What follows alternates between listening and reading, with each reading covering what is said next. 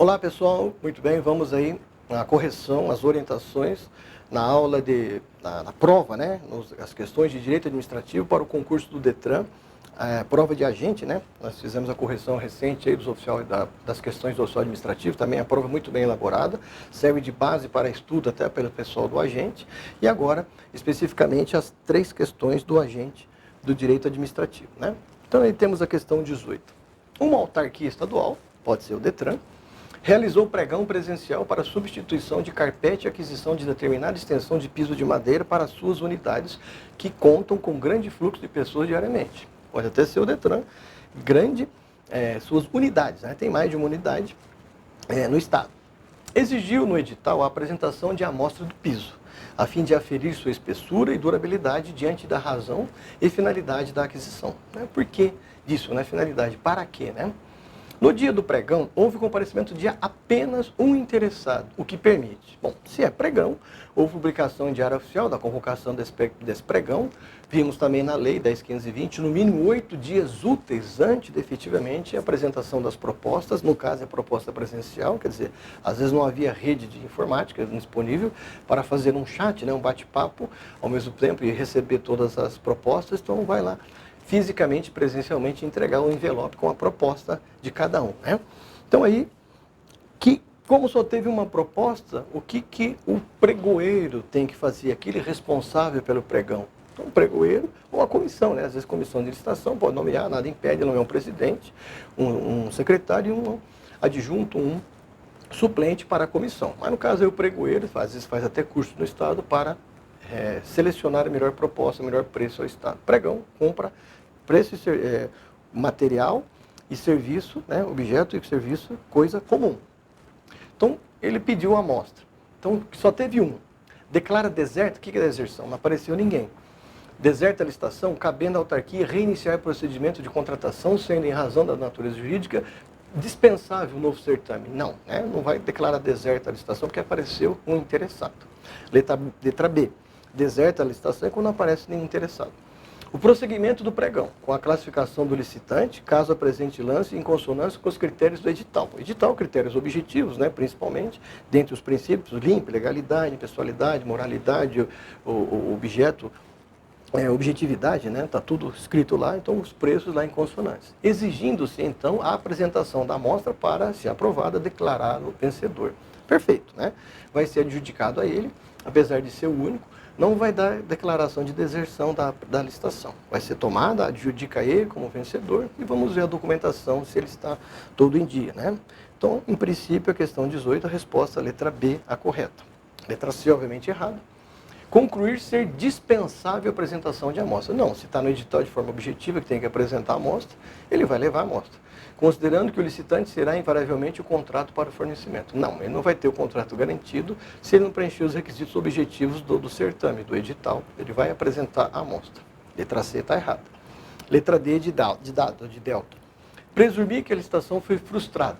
Frustrada, alguém falsificou, alguém adulterou alguma coisa, alguém tentou iludir, né, a boa-fé da administração. Não, está no diário oficial, o licitante apareceu, apresentou sua proposta física, né, que é presencial, já que o pregão exige obrigatoriamente competição entre os interessados. Isso é processo de licitação, uma das regras é essa, né?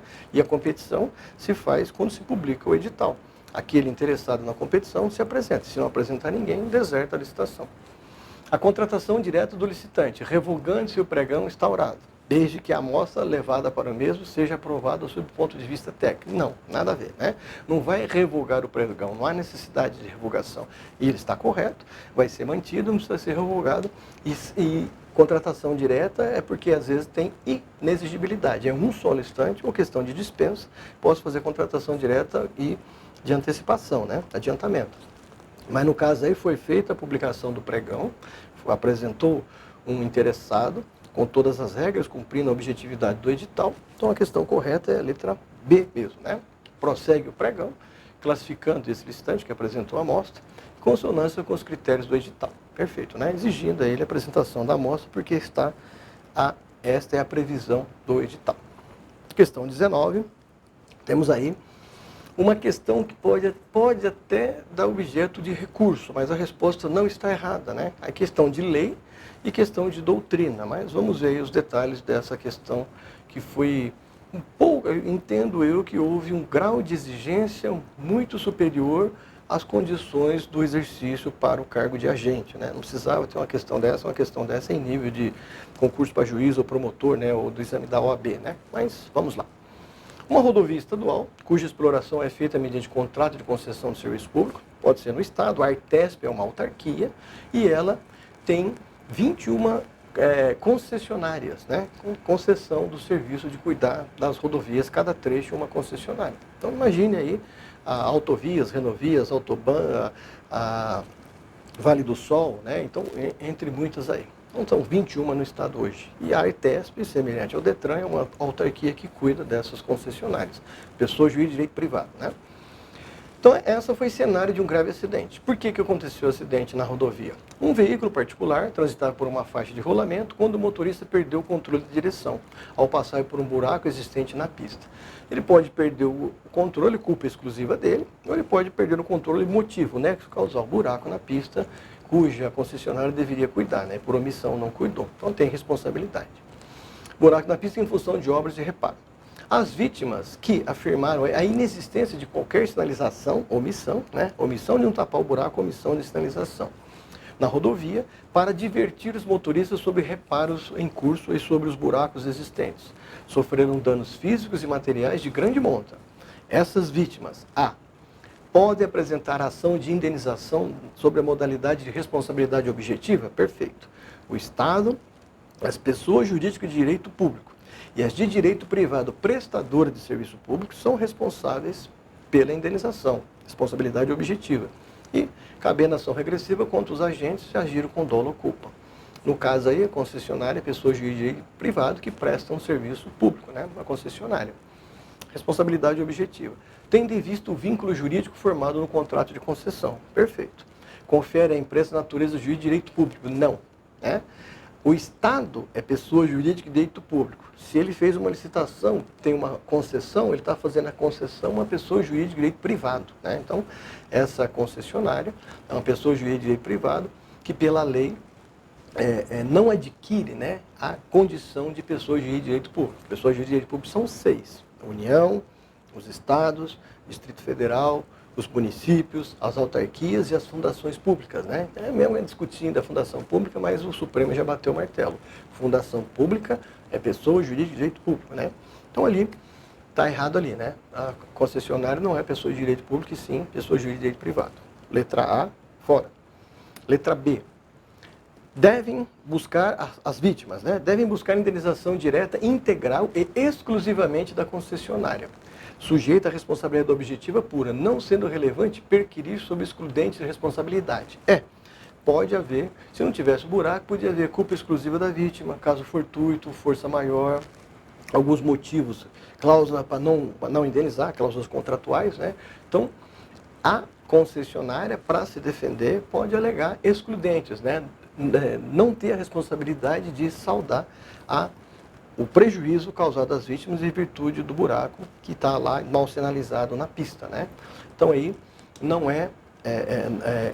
está dizendo que não é permitido haver excludentes. A lei permite que a concessionária use excludentes de responsabilidade, como eu falei em sala de aula, os mais comuns que exclui o padrão, né? Força maior e caso fortuito não vai ter que indenizar, a não ser que haja cláusula contratual.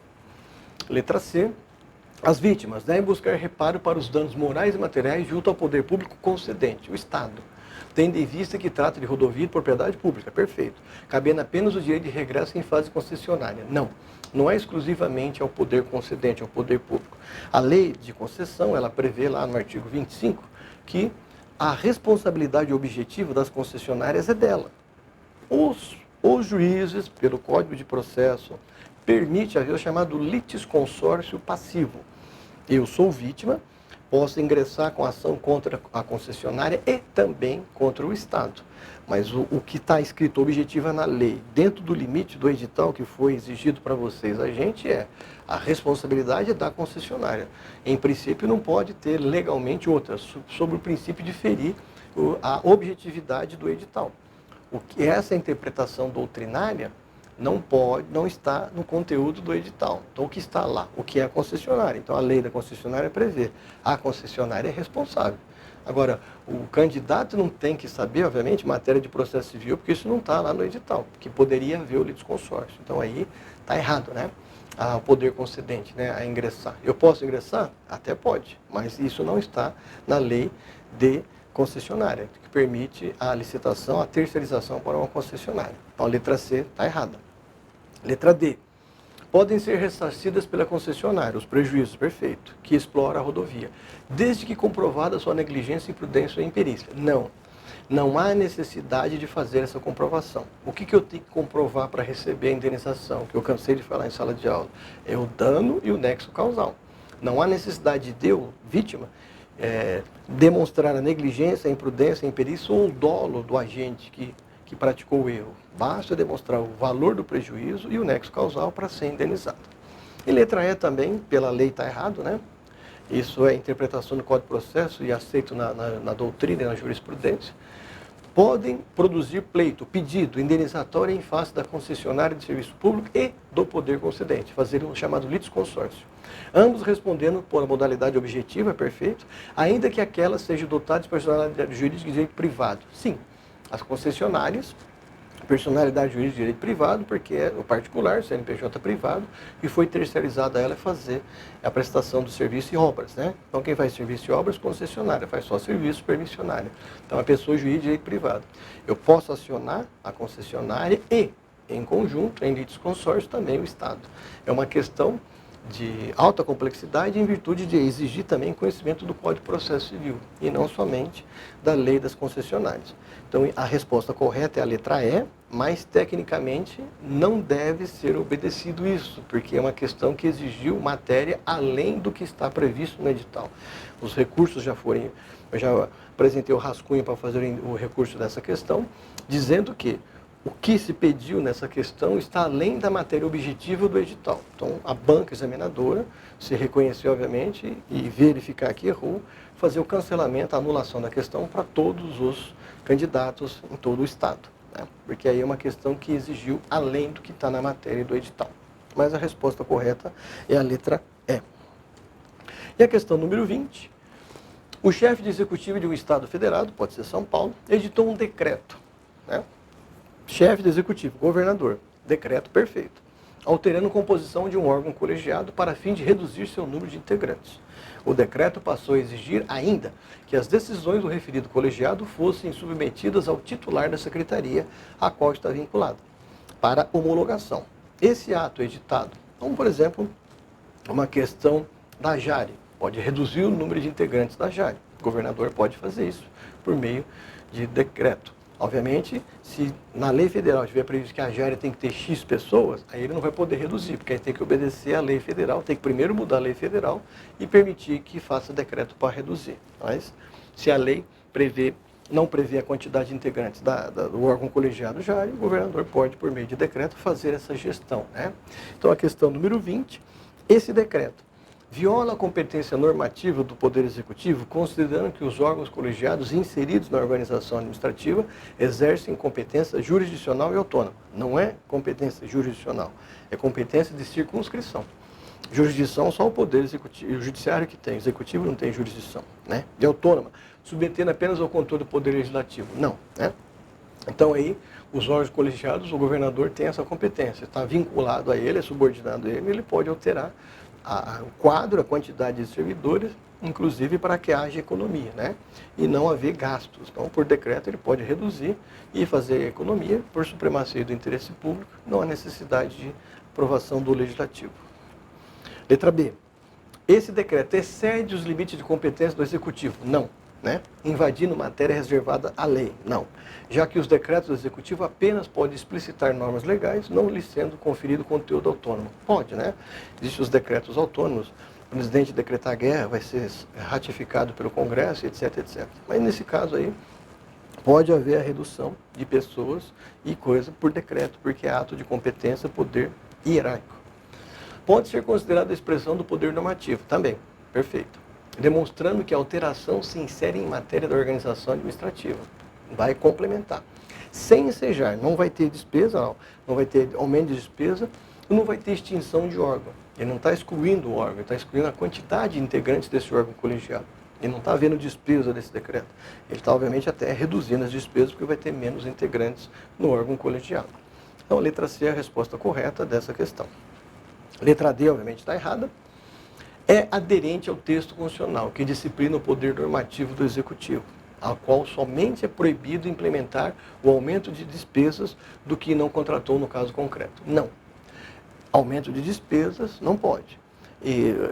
Extinção do órgão não pode. Aí não está havendo extinção do órgão e não está havendo aumento de despesa. Ao contrário, está havendo redução e mantendo-se o órgão. Letra D está errada. Letra E. O decreto se insere na competência regulamentar do chefe do Executivo. Perfeito. Pois se limitou a extinguir cargos aquém da matéria da organização administrativa, seja qual seria obrigatória a edição de lei. Não, né? Ele não está, obviamente, aí, insere na competência regulamentar, pois se limitou a extinguir cargos.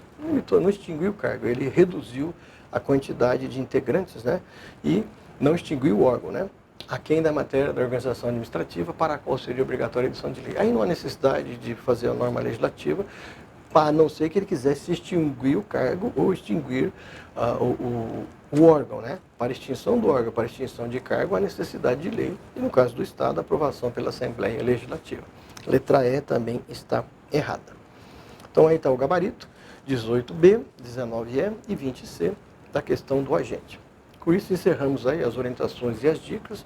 Quem quiser fazer o recurso da questão 19, o texto está pronto para que você possa inserir.